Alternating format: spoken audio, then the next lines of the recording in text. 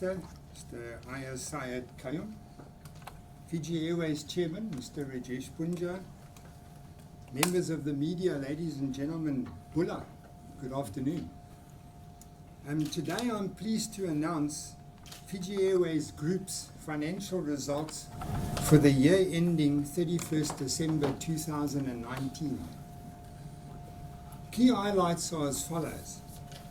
The group profit before tax was $61.2 million compared to $55.3 million in the financial year ended 2018. The group operating profit before tax was $58.9 million compared to $50 million in the previous financial year 2018. Now what's the difference between the two? The group profit before tax includes the profit of our investment in Richmond, which is the Sofitel. And the group operating profit is only Fiji Link and Fiji Airways and excludes that. And you'll see the difference is only 2.3 million. So the notion that we have huge profits from investments other than the airline operations, not so. So those are the two important results. Group profit before tax, 61 million, and the group operating profit before tax, 58.9. Our revenue increased by 9% to 1.12 billion Fijian dollars compared to 1.02 the year before. And it's the second consecutive year that we report a revenue in excess of $1 billion. We increased our passenger numbers by 2%. We carried 1.7 million compared to 1.6 million the year before. This 2% would have been substantially higher if it were not for the impact of Qantas entering on the Sydney-Nadi operation, and the total number of passengers, which we call code share passengers, that Qantas gave us the year before in 2018, which we didn't get in 19, is 99,000 passengers. Had we had that, we would have grown passengers by 11%. Now, these financial results are important, but there's more to it than that. They speak volumes about a company, this is the airline, Fiji Airways and Fiji Link, and the leadership that have managed to deal with very difficult challenges in 2019. And it talks about an ethos, it talks about a fabric, it talks about grit and resilience that the company and the leadership have to deal with whatever challenges come our way.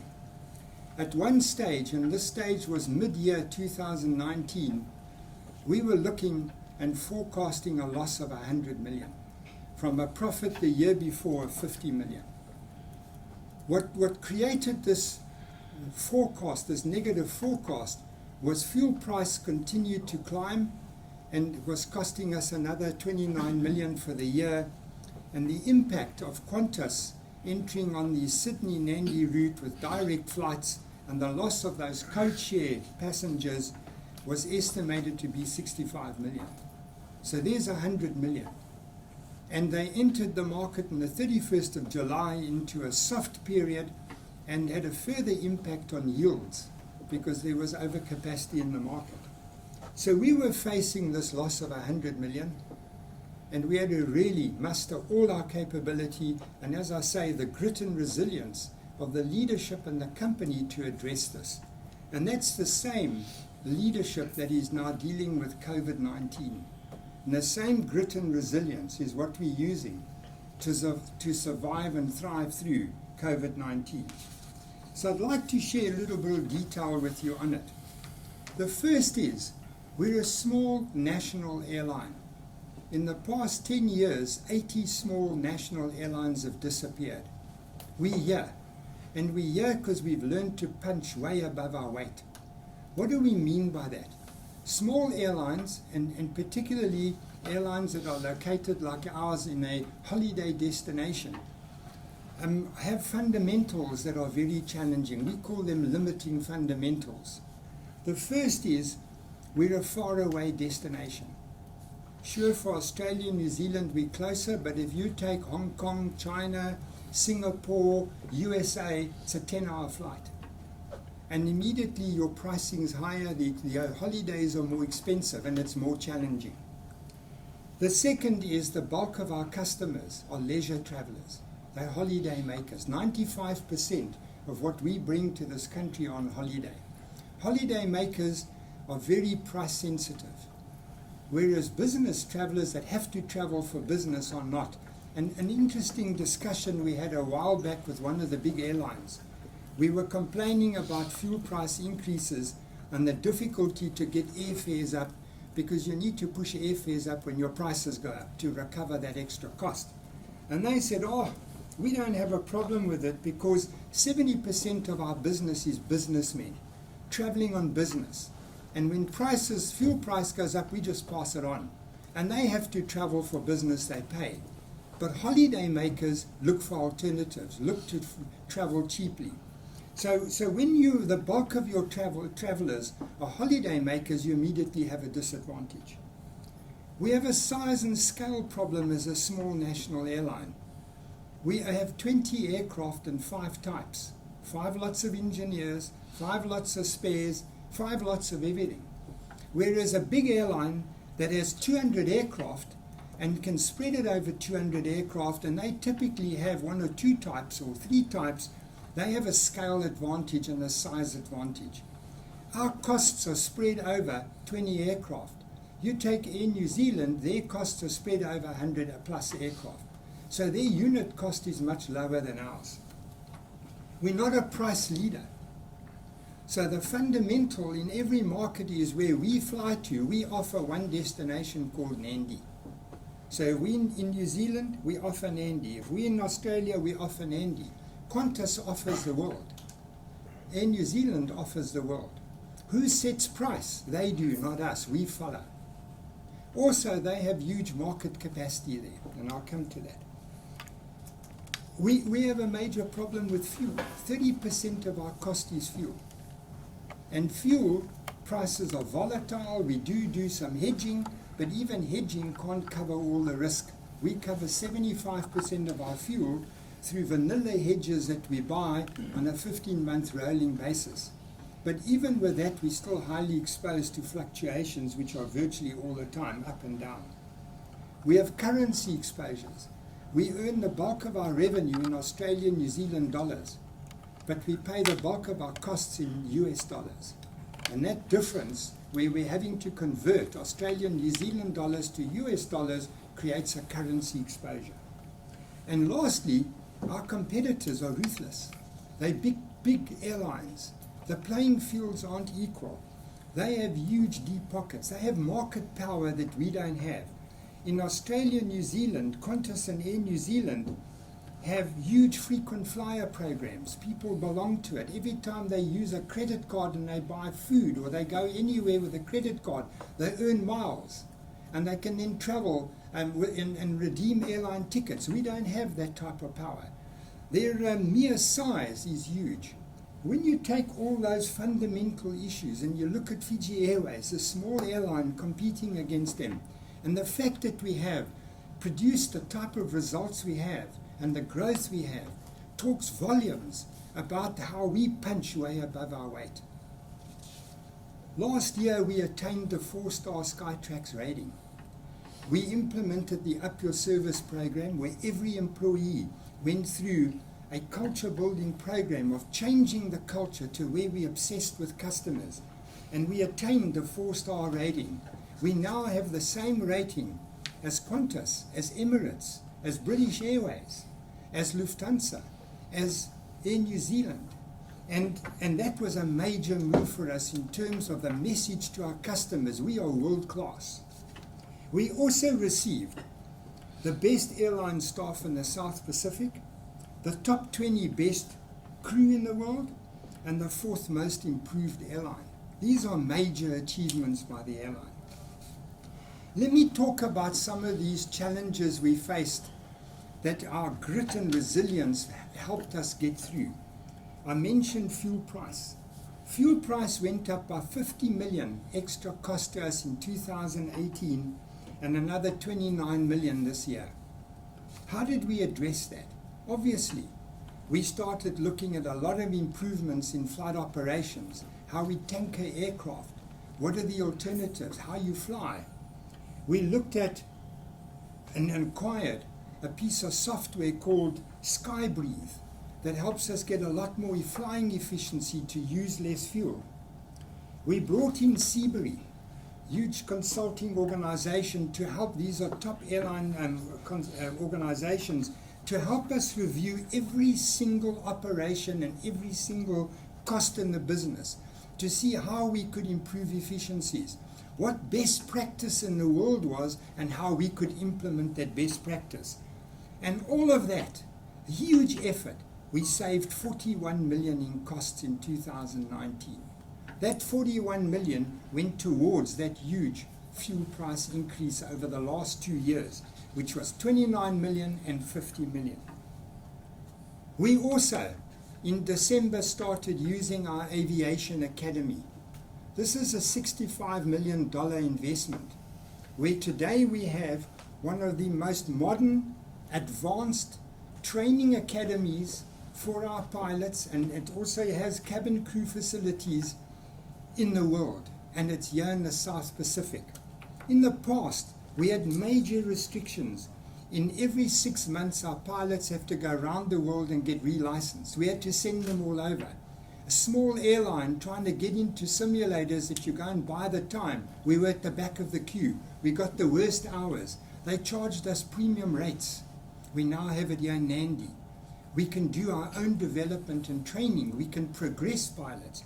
We can now have a much larger Fijianization program than we've ever had. So part of the reason in the past why we had 79 expatriate pilots was these constraints. We now have it here. There's a program to accelerate that. This is a huge investment that is an immediate cost saver. But here's another plus. With COVID-19, we've got our pilots keeping current. We're busy renewing their licenses. We've got Air Kalin that are trying to work out a corridor with us to bring their pilots down because they can't send them anywhere for training. So such a huge plus for us. Then during the year, our MAX 8s, and our MAX 8s were part of a modernization program where we had 20-year-old 737-800s.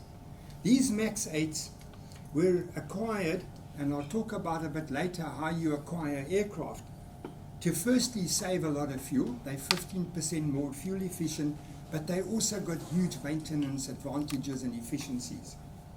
Regretfully, you had the accidents and they were grounded. We then found ourselves with a lot of operating constraints because there were 3 to come and 2 grounded. And we had our old 20-year-old 737s, 2 had gone back.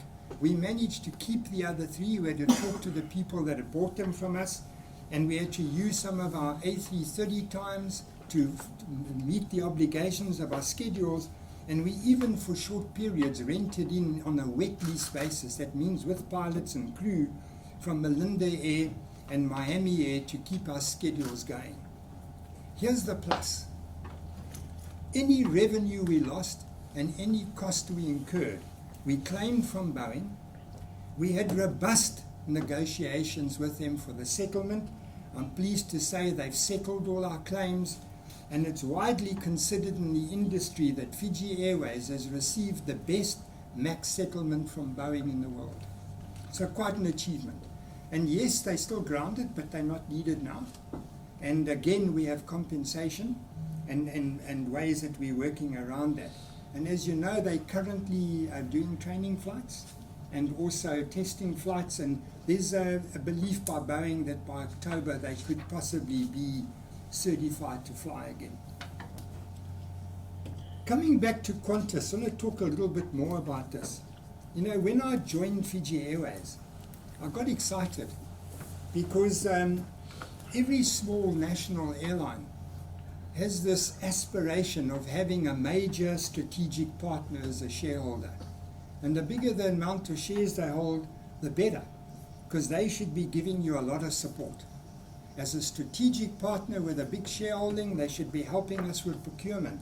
They should be helping us to acquire aircraft. They should be helping us to train our pilots. They should be doing lots for us. And that's the aspiration, as I say, all CEOs have when you have a major strategic partner. Sadly, nothing of that comes from Qantas. On the contrary, they became a major competitor on the 31st of July. A lot of people ask me why. I said, well, good question.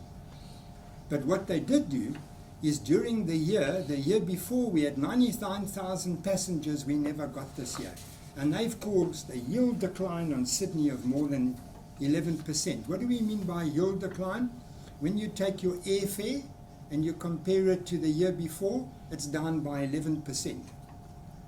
So what actions did we take? They cost us 65 million. Massive challenge. We didn't just lie down. First thing we said is we will stay in the market with the same capacity and we'll fight. And we did fight. And we managed to take some market share from them, from whatever capacity they put in. We put a lot of effort on all our other routes. We increased frequencies. We flew more. We carried more passengers. Because when you look at the 2% growth, you've got to put back the amount that we lost to Qantas. To get the real volume, as I say, it's more like 11%. We grew traffic, which is passengers. We worked on yields. Our revenue management team, this is where you price the tickets and you manage the inventory and you try and upsell to get more revenue. So revenue management managed to generate a lot more revenue. And we recovered more than 68 million. So we lost 65, but we recovered 68. And in addition, of course, we earned another 30 million where Japan was in for a full year. So our response, and that resilience and grit I'm talking about, is we managed to take a huge adversity like that, and we've mitigated it. I now want to talk about, and Forex. Forex, we lost 11 million.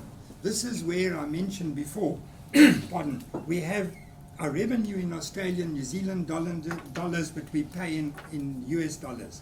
We do hedge, but the problem is your hedge can only cover a portion of it, and it affects all your costs that are in US dollars, and that cost us 11 million last year. I want to talk about fleet acquisitions. When we look at fleet acquisitions, we talk of an acquisition, but an acquisition is either a purchase or it is a lease. A purchase is where we go to Boeing and Airbus and companies like leasing companies who buy aircraft from Boeing and Airbus, and we say, we want to buy an aircraft. We put out what we call a request for information. We say, this is the route we want to fly. What aircraft have you got that can do that mission? And they then do bids. They tell us these are the aircraft that we think are suitable, and we get all that information. From that, we then issue a request for proposal. But there's a step before that. Before we even start with this process, we look at our 10-year growth strategic plan. We invite consultants. There's Seabury and Skyworks who are specialists with this. We invite them in, and they help us do what we call a clean sheet review. We take every route we're flying today, every market. We look at how they're performing. We have a look at how the other opportunities are there, whether we can use them. And from this clean sheet review, we then prepare what we call a business model review. We say, is our model still right? Are the routes that we're flying right? Are the markets we're flying served properly? Is there opportunity to do more? And all of this, in the end, delivers a fleet plan.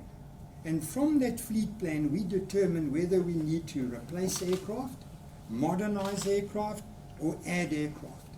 And from that full review, our board then says, yes, management, you can now go ahead and you can start a process to either purchase or lease an aircraft.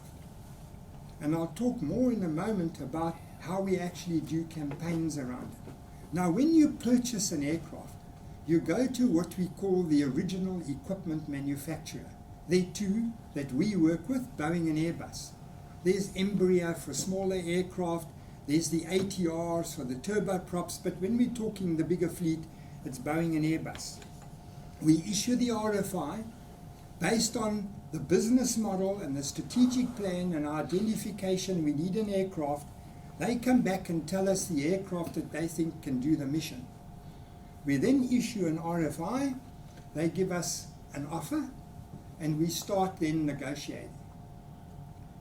When you finally decide you're going to buy the aircraft from the original equipment manufacturer, Boeing and Airbus, the first requirement is there's a catalogue price. That's the price that they advertise. The price that we pay is called the net flyaway price. And the difference between the two is the quality of your negotiation. The more discounts you get, the more credits you get, the lower your net flyaway price versus the catalogue price. So after all the negotiations, and we now have a net flyaway price for the aircraft, we have to start signing an order. And the order is normally a purchase agreement or a sale agreement. We call it a purchase, they call it a sale. We sign a sale agreement, and the requirement is that you have to pay 20% of the flyaway price by delivery date. Now normally aircraft are not available off a showroom floor. They're not manufactured and put on a showroom floor, firstly because the specifications are unique to every airline, and secondly, in normal times there's a long waiting list. There can be a delivery waiting list where you can order and wait for delivery of anything up to 2 to 3 years. So historically it took 2 years to manufacture your aircraft. In that 2 years, you had to make progressive deposit payments, 20% by the time it's delivered, and it was broken up. First month you pay 5% of the 20%, and so you pay down. But 20% of a new aircraft, you've got to pay in advance of it being built. Very difficult to obtain finance, because there's no asset to secure the finance, and you typically have to take it out of your own cash. And very few airlines have the cash to pay those deposits. So that's why very few airlines buy aircraft. It is the cheaper form of finance, because there's no middle party called a leasing company renting it to you making a profit. So of course it's going to be cheaper.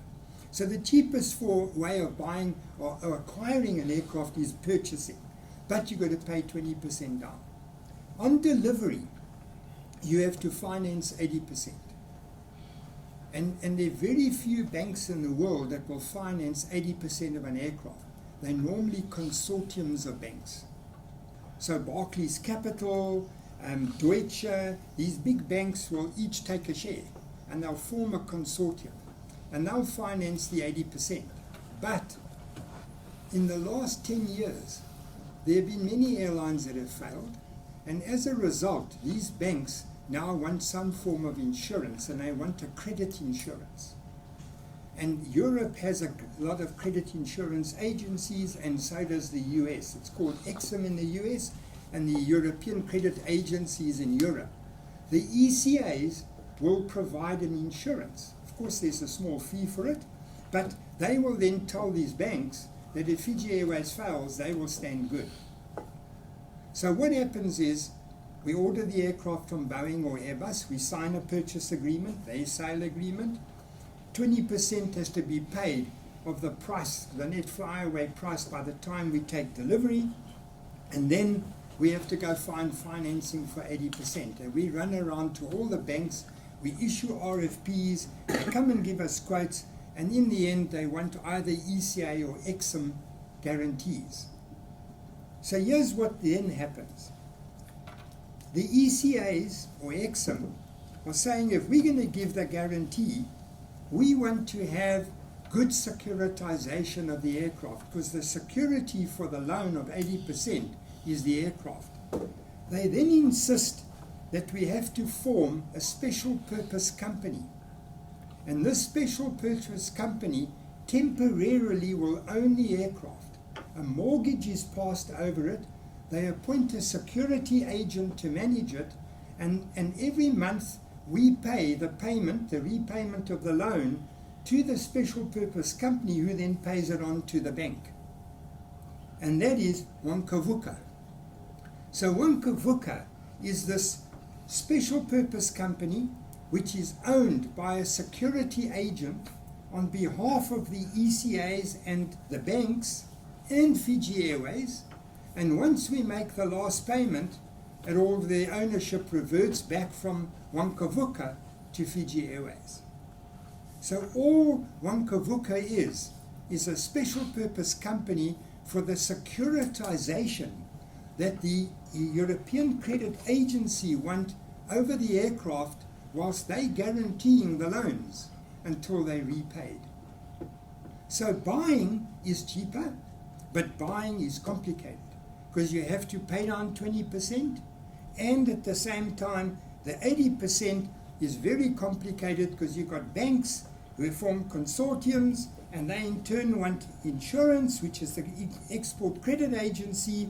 There's a structure of securitization, and on the day of the last payment, ownership reverts back to the airline. And that is what we did with our three A330-200s. We bought them from Airbus. We paid down the 20% deposit. We borrowed 80% through a German consortium, Helaba and KfW, and the ECAs, the German and the British ECAs, gave the insurance, and we had to form a special purpose company, Wankavuka. We put ownership into there, and every month we pay Wankavuka, which then pays it on to the lenders, the banks, which are KfW and Helaba, and on the last payment, ownership reverts back to Fiji Airways. And the security agent that manages Wankavuka is Deutsche Bank, independent bank, and everything's independent. And all of that's done because a mortgage is passed over the aircraft to secure the aircraft for the lenders and the ECA, the European Credit Agency, and once it's paid, it all comes back to us. That is buying an aircraft. If we lease an aircraft, a lease is a rental. It's called an operating lease. So the alternative to this is, if we don't have the 20% deposit and we need an aircraft, where you want 100% of the aircraft effectively financed, but not by us, by the person who owns it, we go out to the leasing companies. They're called lessors. There are 16 around, 4 or 5 big ones. We put out an RFP. So when we acquire aircraft, we put it to Boeing and Airbus, which we call the original equipment manufacturers, to purchase, and at the same time you put an RFP to the lessors, and you say, this is the aircraft we need. They will come and they'll do offers. They do what we call official bids, and they will then offer that they will rent you the aircraft instead of you buying the aircraft. They pay the 20% deposit to Boeing and Airbus. They borrow the 80% through their own sources, and all we do is pay a monthly rental. Now, both the purchase agreement and the banks that finance a purchase, and also the leasing agreements, which is the rental agreements, are not one-year agreements. They either 10 or 12 years.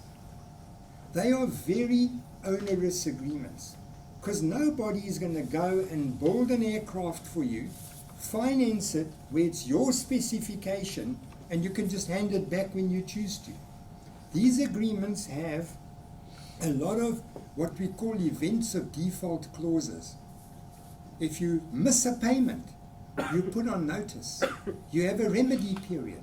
If you don't remedy it, they come take it back. So your banks repossess it, and they do that through Wankavuka and that security process, and the leasing company pitches up and fetches the aircraft, because you're renting it, you don't own it. So what happens is, when they repossess an aircraft like that, all the future payments, whether it's the loan repayments or it's the rental payments, become due and payable the next morning, plus interest. And they sue you for it. But here's the difficult part. all these agreements have in them what they call cross-default clauses. If you fail in one, they all fail. So if you miss a payment on one, and they give you notice you're in breach with all your loan agreements, all your lease agreements with every aircraft. So the risk and the impact for the business of just not paying is massive. And handing back, there's no such thing. Because these aircraft that are rented, now I talk about how rentals work. So we put out an RFP to the lessors. They come along and they offer us aircraft.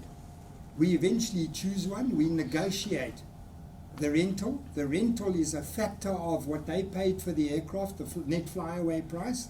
It's a factor of market interest rates at the time, and it's a factor of the profit they make called the lease rate factor.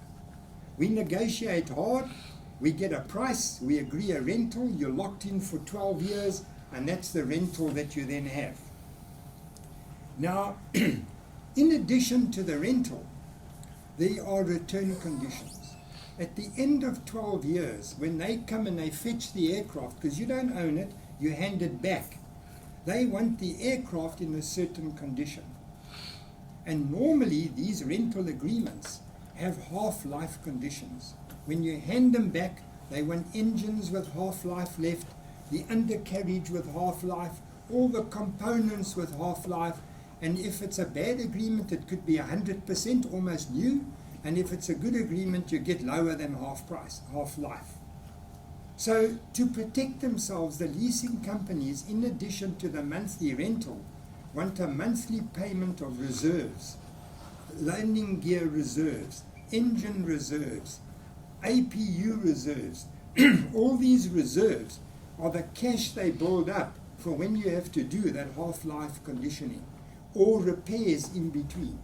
Because an engine and an APU and a landing gear have a lifespan. And during that lifespan, once it reaches the end of the lifespan, you've got to overhaul it and zero life it. In other words, it gets a new life. And that cost, if it's on a leased aircraft, they hold the money, the leasing companies, because you pay it every month to them. And then when you do it, you use it. Now, if you hand back an aircraft, in addition to all the lease rentals they're going to sue you for all the conditions on it. They want everything at half-life, and you haven't met that. So it's a major issue to do that. So that's how purchase versus lease works. Now, how does Fiji Airways go about acquiring a purchased or a leased aircraft? I mentioned we do a full business model review. We do a full clean sheet review. We update our 10-year strategic plan, and we then make the decision, and we go out and we follow a process. And we've developed a very special process, a process where we're very, very rigid, very transparent, very robust. We enter a campaign. We issue the RFI, then followed by an RFP to Boeing, Airbus, and all the leasing companies. And they give us offers. We appoint an independent third-party specialist aviation consultancy firm to sit with us every step of the way, to examine all the offers, to analyze them, to tell us whether they're good or bad, what they've seen in the rest of the world, and guide us.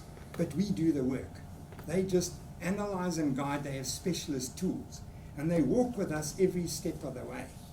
As we go along, we negotiate. We ask for more offers. We ask for more offers. We at some stage get what's called a BAFO, the best and final offer. And we have this consultancy telling us whether that BAFO is good or bad.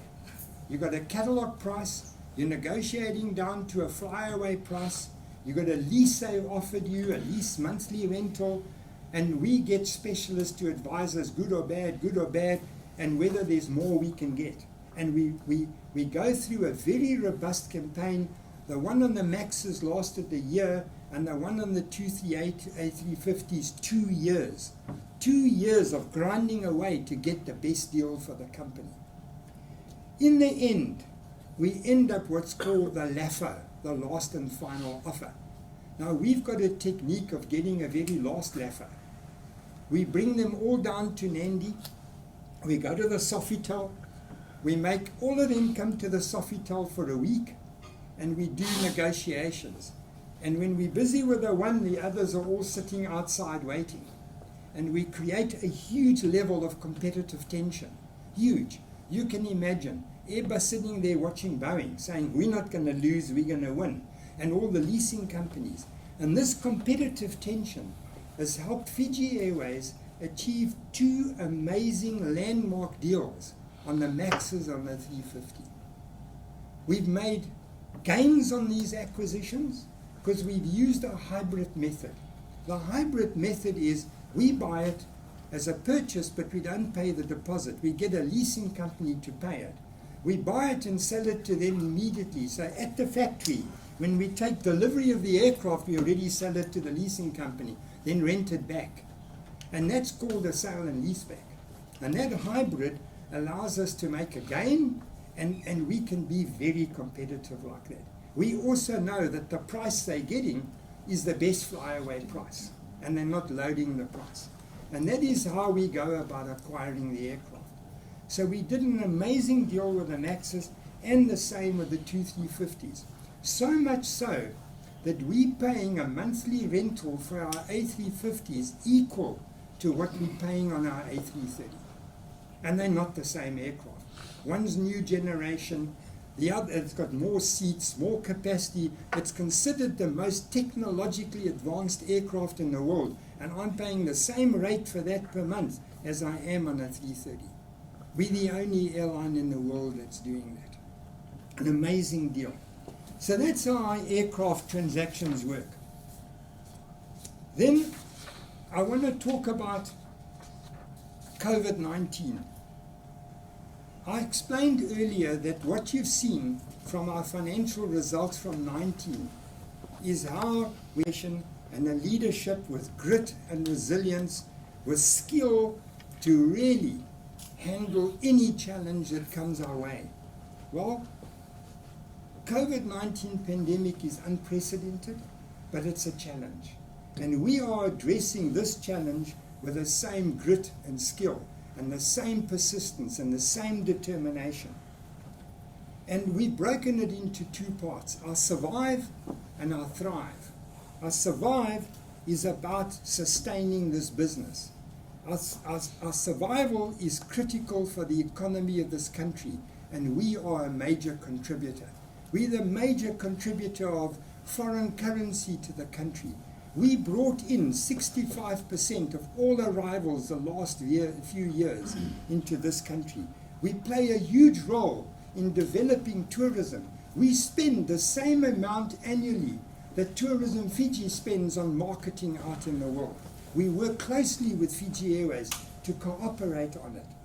We are the first encounter a tourist has with this country is Fiji Airways. We're the ambassador around the world. So our strategic value is beyond question. And sustaining this business became the first step in COVID-19. What do we need to do when 95% of our aircraft are grounded and parked? Our international flights are suspended because borders are closed, there's no traffic, and we've got no revenue. Revenue dropped to almost zero.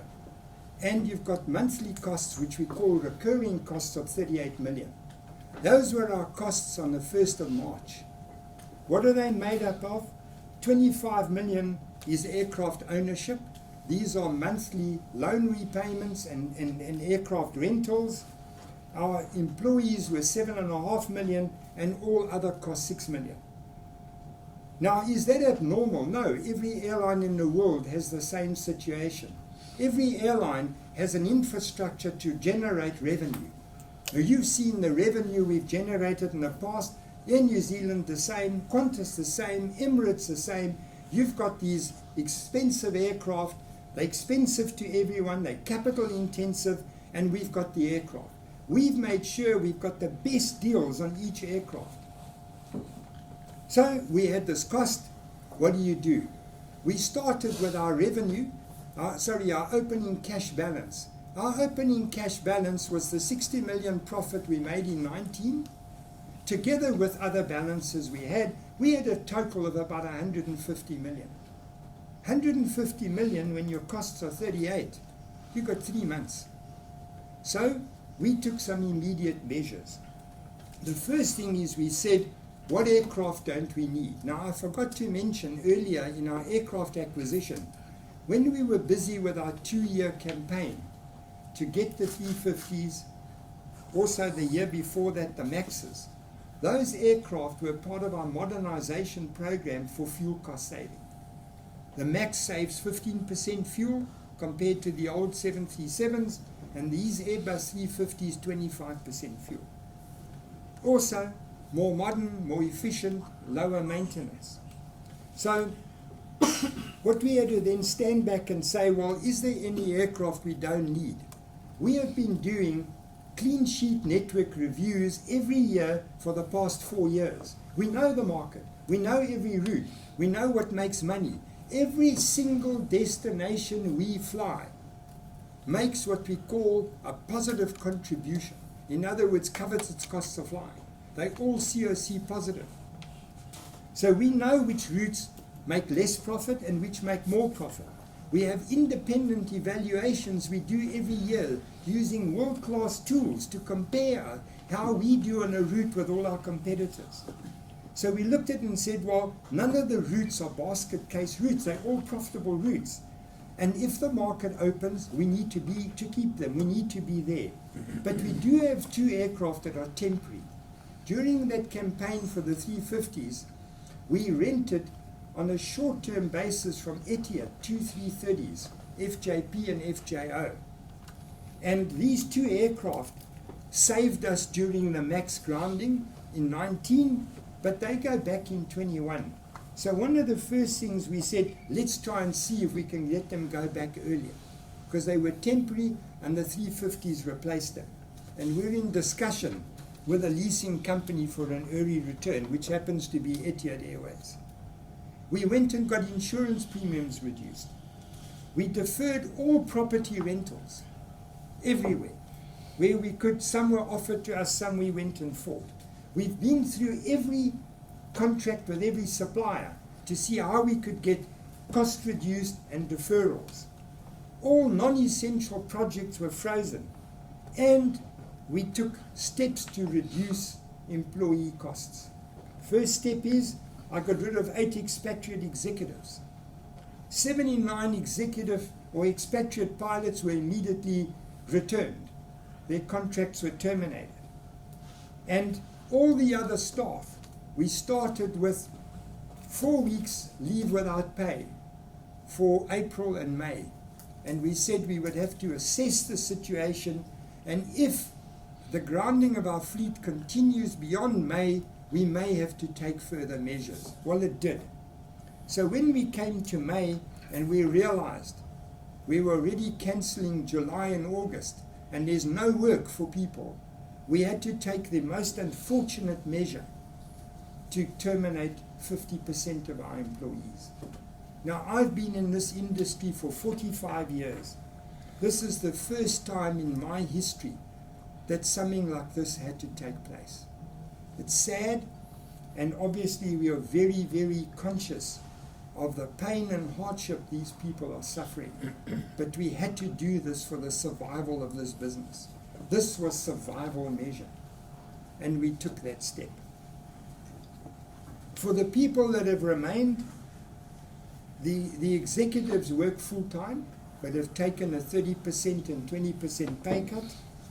All other employees have taken a permanent 20% pay cut, and those that are working are being paid for actual days worked. Some are working 2 days, some 3 days, some 4 days. And I can tell you that these steps we've taken, other airlines have taken more stringent and even larger steps. Air New Zealand have terminated 4,500 people. We know that Qantas is 5,000 odd and more to come. And we had no choice but to do this. So all the airlines that we talk to, even Emirates, which one can call the golden airline, with deep pockets and owning oil wells, have had to go and terminate staff. And they've terminated a lot of pilots as well. So our survival steps were, first thing in March, we said, wow, we don't know what's going to happen, how long is this going to last, let's immediately preserve cash, let's immediately take steps to reduce expatriates and start cutting costs and preserving cash. We then started with a major exercise to work on our cash forecasts. Because we said, well, it's not only going to be April and May, it could go way beyond April and May. Let's start looking ahead. And we started preparing cash forecasts. And I can assure you, we became cash forecasted out here. We must have done 300. We did forecasts for every month of 20, 21, 22. In fact, we have forecasts right up until the end of 2027. Every month, we did versions, best case, worst case. Why did we do all this? This was necessary because the steps we took to immediately reduce costs and preserve some cash would not be enough when you got 150 million in the bank and your costs are 38. You can just do the arithmetic yourself, your last 2-3 months. We did this to see what is that gap that we need to bolster cash with. And that's when we started speaking, obviously, to our shareholder, and every airline in the world has had to do the same. Because I, the other day, made a joke and said, when you go to your normal banks, they don't have a lot of appetite in these times to help. They have very strict credit rules. Those rules become a lot more complex and more onerous during difficult times. And so all airlines have had to turn to their governments, to their shareholders for support. And I can tell you, Lufthansa, for example, has received a 10 billion euro bailout from their government and they don't even own a share. And we've seen the same with Finnair. Now Air New Zealand, is lucky their government has given them 900 million in cash and in credit support. And we then, very fortunately, and I cannot tell you enough how grateful we are to the government of Fiji for the 455 million of sovereign guarantees that has enabled us to obtain the type of financing to give us the cash to survive through COVID-19. So these cash flows became the way that we worked out what we need. So the first steps were preserve cash, take steps, cut costs, reduce the spend of cash, but that's not enough. We had to then say, what's the hole? What do we have to fill? How much do we bolster our cash by? And that's why we did all these cash flows. Using those cash flows, we then worked out the amount we need, working with our shareholder, and I can tell you, we tried to see every way we could get the cash, and in the end, in these circumstances, no banks come running, as I mentioned. We had to get shareholder support, and we're very grateful. And with that support, we've got loans that we put in place. We're busy with the last one, and we managed to get payment deferrals. Now, a payment deferral, and this is what I was trying to explain the other day, a lease payment that we pay every month, and a loan repayment that we pay through Waka Vuka, to get a 3-month, 6-month deferral and then have to pay it. That means by now we would have been paying them back, and your normal payment. So I was saying, a loan is a noose, and they can loosen it a bit and tighten it in a few months. You haven't achieved anything, it's worse. So the message I was trying to give is that a short-term deferral, which is easy to arrange, doesn't help you. You need to get a deferral where you pay back over a long period. And you cannot do that without a sovereign guarantee or some security that you have to put up. So we've managed, and I can tell you, I think we're the only airline, because that's what we've been told in the world, that has managed to get 9 and 12 month rental deferrals and payment deferrals on loans, and we pay it back over 6 years. And that would not have been possible without these government guarantees. Also, the loans we've arranged in that 455 million, we've got one loan of 6 years to repay, and the others are 10 and 15 years. Again, there's no way you get that type of loan without this type of sovereign guarantee. Now, what does this all mean? We're borrowing money to survive, but we're paying it back over a long period. So we've got the time and space to pay it back and to wait for that ramp up to come after COVID-19. Those are the measures we took. And I can tell you, like every airline in the world, we had to turn to our shareholder, which is government. Some went to government, not even their shareholder, and we've been supported, and we will survive. And thank you to those measures. So these are survival steps. Now I come to what I call thrive steps. Because surviving and having loans to repay and long periods to repay with government, but at some point we have to fly. At some point we have to start earning revenue. And we don't know when that point is. That's the biggest uncertainty facing all the airlines in the world. And we're no different. So we have to sit back and say, well, firstly, how can we help create the environment to make it attractive to fly, and to help the health ministries of our countries we fly to and our own health ministry with processes, with measures to make it easy to open. At the same time, to ensure we as a company are ready. So we've said our thrive step is being ready. And I can tell you, we look around the world, I don't see many airlines in the same position, where they've said, we're now surviving, we've got all the steps to sustain the business, how do we get ready to really, when the market opens, to be out there? And again, I have to tell you how amazing government has been to assist with this thrive or being ready process.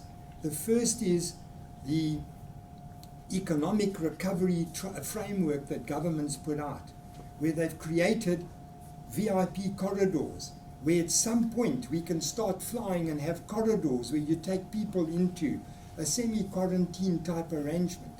Others that are COVID, I would say to the not free, but certainly well contained, you wouldn't have it. That framework is an amazing way to start saying, you know what, we can operate. All we now need is to get to a point where our country and the other countries work together and you can open on that basis. And we've seen that with Tahiti. Tahiti are now bringing in Americans. You COVID test before you fly. You've got to report which hotel you're going to. You can only stay at that hotel. When you get to Tahiti, they give you a self-test kit. After 4 days you test and you stay there. If you are affected, after 4 days they isolate you. If you're not, you have your holiday and you return back to the States. So they've shown that there are ways of making it work. So of course that framework's very important. We can't control borders, but we can be ready. So how are we ready?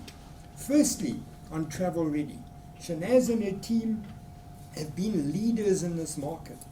We have safety and health prevention measures, risk mitigation and prevention measures that are way ahead of many airlines in the world. We've employed a full-time doctor. We're bringing on board wellness champions. These are people with medical qualifications who on the ground and in the air will be supporting the cabin crew with wellness measures, ensuring that our health and safety measures are being applied. We're ahead of the game. And that's all part of. Now here's the big thing. Every single employee today, all 750, have attended a travel-ready full-day program. Not only is it for selected areas, everyone in this company. I'm the only one who hasn't gone yet, and I've been told I have to go next Tuesday. So everyone is going through the travel-ready training. And that's a huge measure for thriving in the future. The second is, and here again, government has played a huge role. We've realized that when the market opens, and especially if it is the Australia and or New Zealand bubble, or either of them, it will be for a short period, maybe 3 months, maybe 2 months. We'll have an opportunity where we should target to bring the maximum number of people in that bubble to visit Fiji. And one of the big things that we said will drive this, if we can put together enticing, amazing, compelling holiday packages. Because there is a fact. People over in these countries have had their pockets affected. Their disposable income has been affected by, some have lost their jobs, some have had their pay cut. Now, to make it attractive, we need to put together packages like you've never seen, that are even better than Bali. And Bali is going to do a big job to try and push package prices down. And government's reduction of taxes is a huge factor in this, huge. And I must tell you, that together with the generous 60 million recovery package that government has given us, where there's a $400 stipend for every passenger, therefore in every holiday package, that we can price even better, is huge. We have worked with the industry. So Fiji Airways is running a task force. We've got all the hotels, big hotels involved and some smaller ones, and we're working out what type of package is going to be so attractive, so amazing, using the tax reductions, the duty reductions, the excise reductions, and this travel stipend. And I must tell you, we've got packages on the table today that are 60% cheaper than they were in the past, some 70%. The minimum we're looking at is 45%. We will see packages that you'll never see. Now, we're calling that our commercial-ready Bulla Bubble campaign. Why is it the Bulla Bubble? Because we're going to focus initially on the bubble. It's for the first 150,000 people who buy holiday packages and come to Fiji. It can only be if there's a Fiji Airways ticket. In other words, the passenger travels on Fiji Airways, and the hotels have done these huge discounts. And we are very grateful and honored that government has given us the opportunity to lead this campaign and to administer it. Now, these efforts, these are about us being ready. The minute the market opens, we're going to be. In fact, I get asked, when do we launch this? The moment we have certainty that the markets are opening. We want to sell and then they travel. And we want to make sure they buy now, travel now. But we'll give them peace of mind that if they can't travel, they can travel later. And I can tell you there's a huge effort going in. So look at what we're doing. We've taken survival steps. We've got loans and we've got lease deferrals and rental deferrals and payment deferrals to survive. But at the same time, we're ready. We've looked at our network and we're continuing with that. So we've also got Fiji Link operating and we've got freight operations. We are flying 10 a week at this stage, 3 to Sydney, 3 to Auckland, 2 to Los Angeles, 1 to Hong Kong, and 1 Port Vila, where we're carrying freight. We're taking exports out, and we're bringing essential supplies in. Now, that's not making a lot of money, but it's covering its cost and making a small contribution. The other big thing we're doing is we're cutting costs again. We showed last year we could cut 41 million. Well, here's the problem. The general view, and we subscribe to that view, is that once COVID is gone and markets open and ramp up, the new level, or normal we call it, won't be the normal of the past. It could be 20 or 30% lower. So we've already now started saying we've got to bring our costs down by another 20-30%. So I have a dedicated cost team. We're revisiting every contract, we're renegotiating every contract, and we're doing all the work now as part of our being ready. So we're going to be cost ready, we're going to be travel ready, and we're going to be commercial ready the minute there's a sign of a market opening. So those are the measures that we've taken, and I'll sum up. The profit of 61 million, yes, you can say, is the last year. That money was brought forward into our cash reserves, and that's what we've used to survive April, May in the company, and a bit of June. We've had to augment our reserves with loans and deferrals with the support of government. All those measures are survival measures. But why last year is important is it shows that we have a leadership team and we have an organization, an airline, that punches above its weight, that has punched above its weight historically to survive against huge airlines that are ruthless, You're not just an ordinary airline. And the same team and same company is now addressing COVID-19. We have taken our survival steps, now we're into our thriving steps, which is getting ready.